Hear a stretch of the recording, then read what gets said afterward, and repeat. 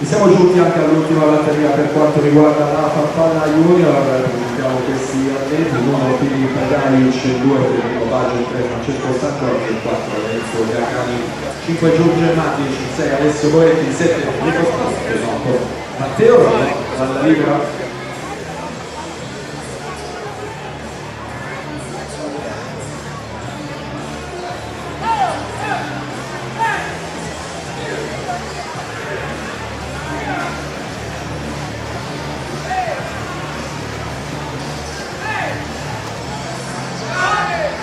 Marco Riamo, secondo il miglior tempo di iscrizioni, corsia 4, 27 e 14 il suo passaggio.